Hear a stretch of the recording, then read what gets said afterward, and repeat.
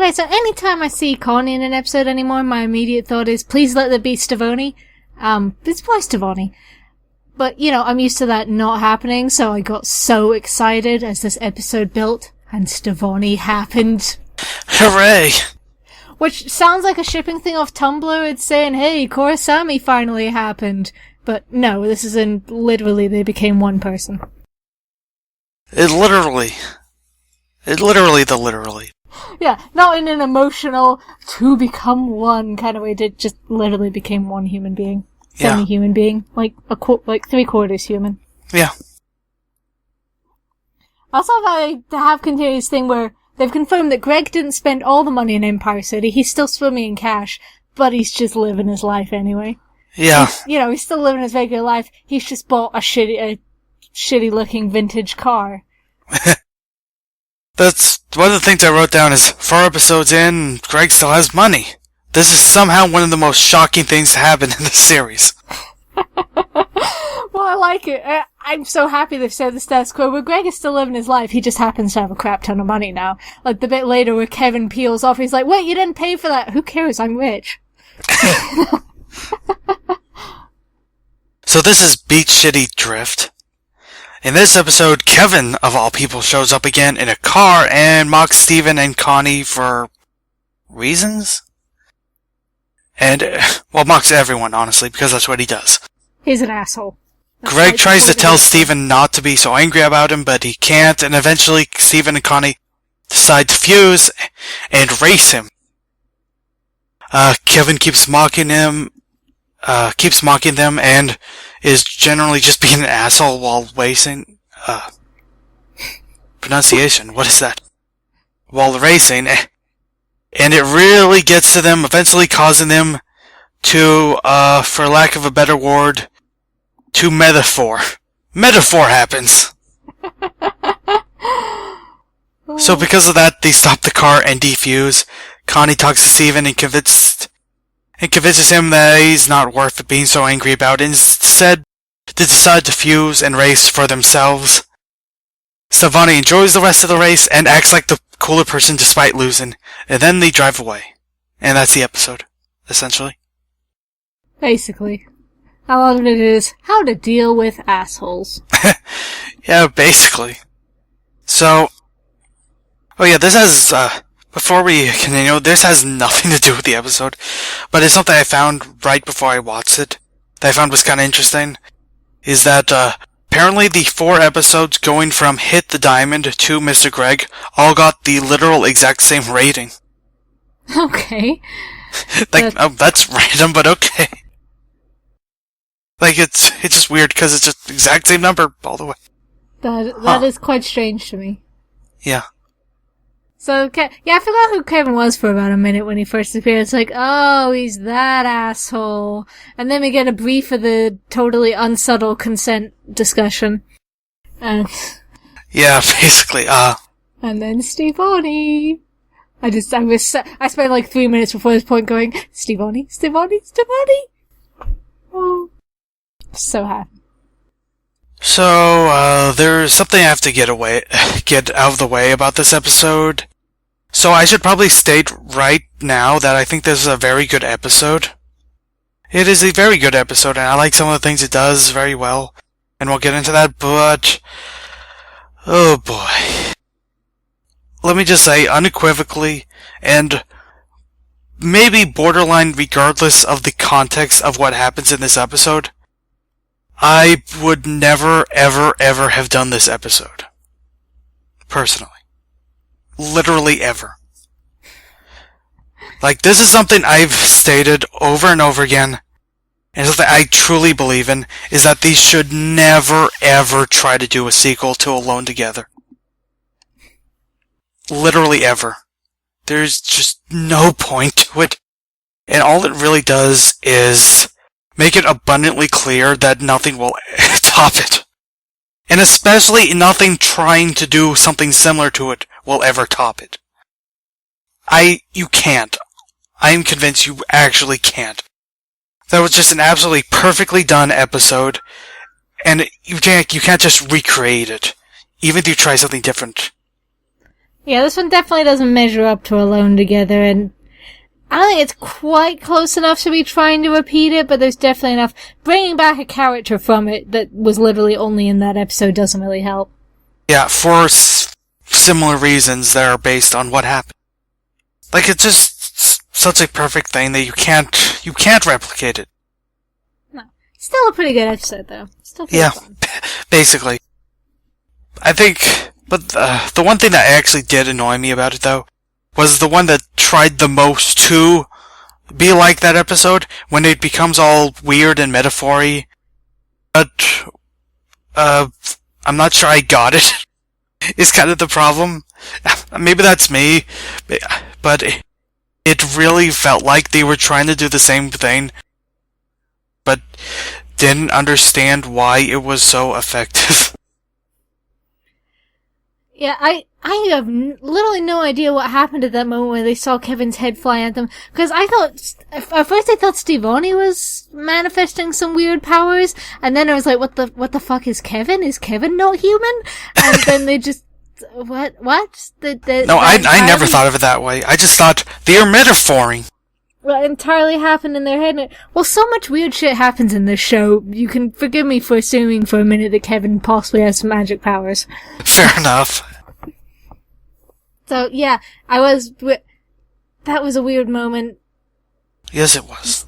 I feel like that was unnecessary, showing them defusing because they have different opinions on... Completely unnecessary. Yeah. Because I mean, I love the whole conversation they have after that, where the point is like, yeah... Yeah, that is good. Reacting to him the way they do is still letting him control them in a way. It is very interesting, and I love the artwork after that, when they're driving down, they're actually having fun, and they're paying attention to the view and the stars, and it's so pretty. And yeah, it's pretty lit stuff that's like, just don't do shit just to show up other people. Don't let that, do stuff because you want to do it and or do stuff for the people that you care about, that you want to make happy, like Stephen or Connie. I think the main way I'll defend it is I have a feeling that for some people, it is probably, like, automatically a dumb idea just by the fact that they decided to do a car race episode. That was also kind of fun, like the drift on that car. Wow. Yeah. And the music was pretty fun too. I'm ruined every time I see someone drifting or driving crazy. Like, I want them to race Officer Sato from Detective Conan. I want to see him race. That's yeah. But yeah, I literally thought Stevonnie was breaking reality for the race, and I'm like, what? Even though I entirely think this episode should never have been made, I will say that they at least put in a good effort in a couple of ways.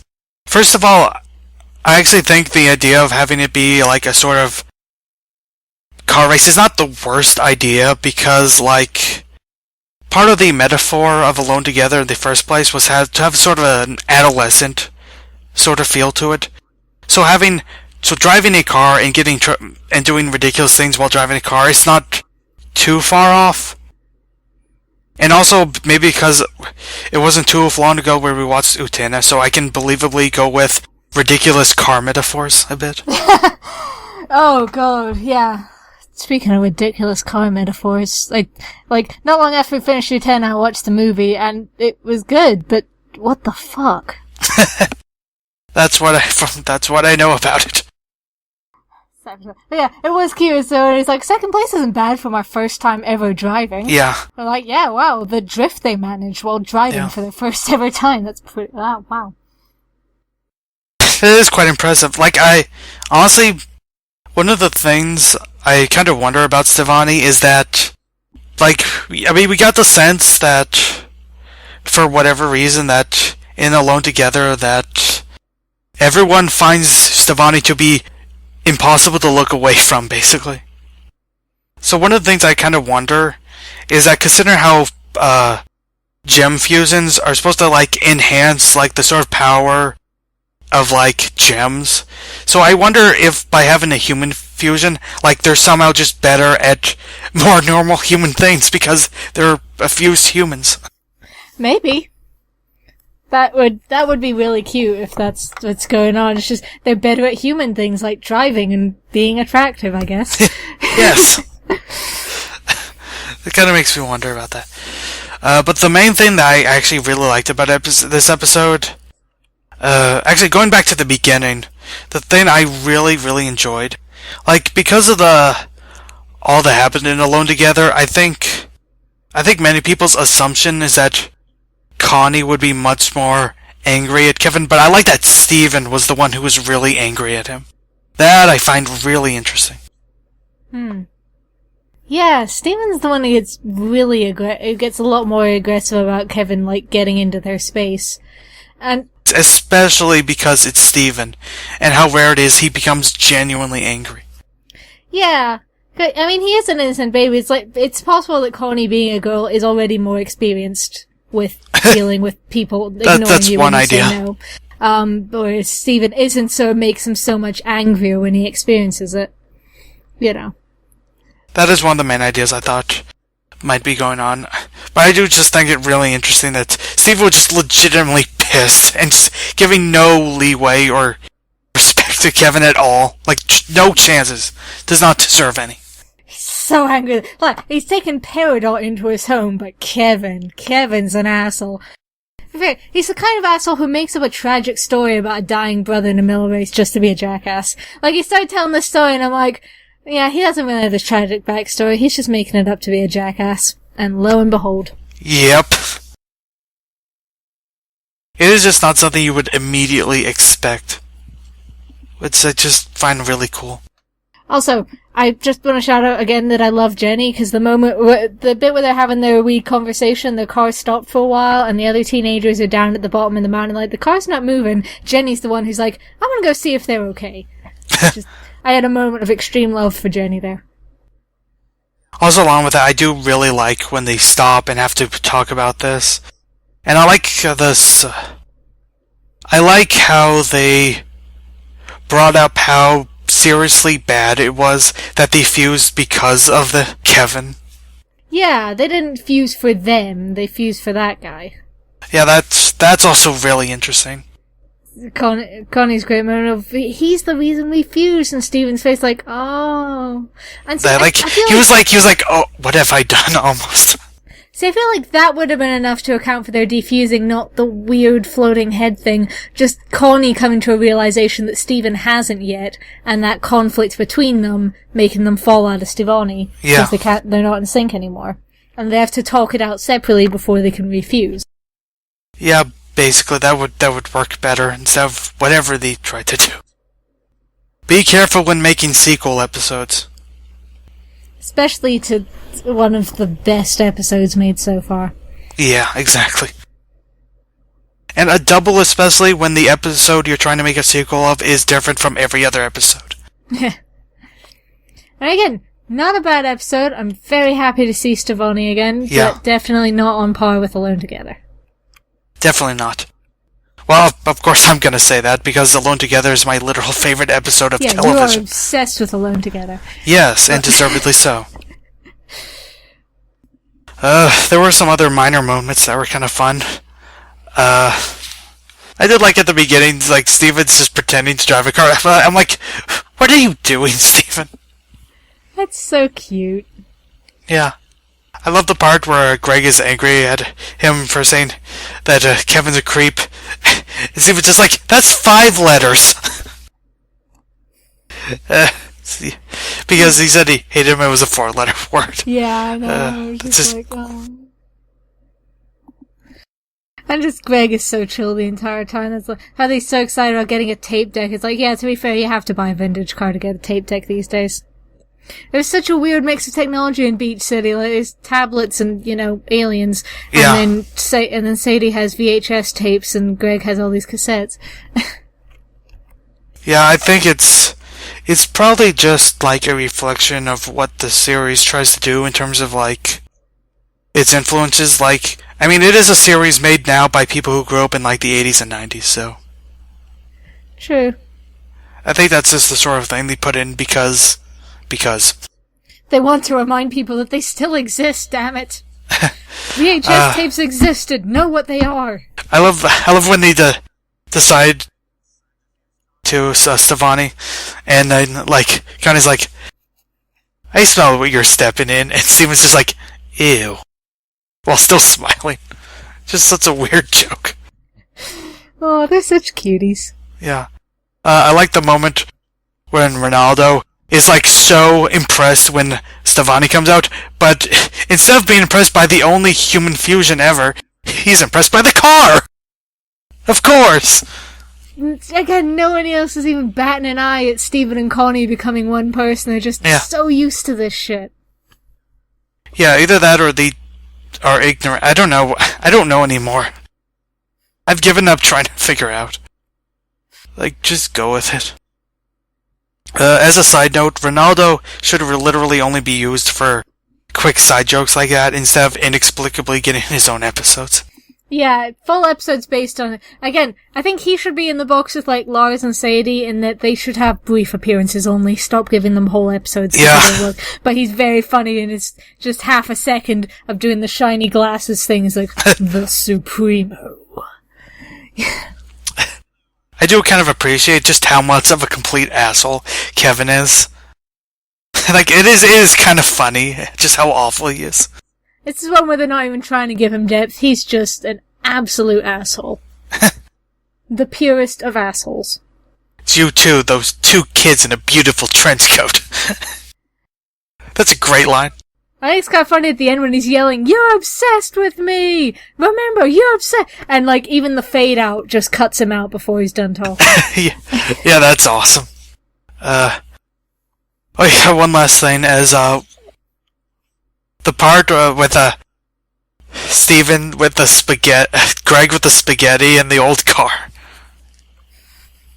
What was that? I had a moment there was like, Greg, I know your wife's been dead for a long time, but step away from the car, Greg. Greg, no. No, stop. Greg, no. But that's why they threw you out of the car park, Greg. Yes. No. I mean, there are weirder guys buy on midlife crises, so. Actually, I did a freeze frame right after that point with Stephen and Connie's reaction, and there's a quick freeze frame little bonus where they both have these dot eyes and they just look so silly. It made me laugh. Yeah, that was that was adorable. Weird episode. It was a good episode. It was disappointing in exactly the way I expected. Yeah. It was made to be disappointing, basically. Which is... I'm not sure that's how expectations in series are supposed to work. One more in this never-ending marathon we're going through. Woo! Yeah. Oh yeah, one last thing, by the way. I wonder how long it's going to take for the series to go back to some sort of plot. Like, because I feel like this part of the series is probably going to be some sort of, like, the calm before the storm. Yeah, pretty much. I'm like, come on, Yellow Diamond. Yeah. Well, I'm not necessarily thinking Yellow Diamond, but more like things that will lead to Yellow Diamond getting involved. Maybe those rubies will find Jasper on Neptune. I'm still betting that might actually happen, and I'm hoping it does, because that'd be amazing. Oh.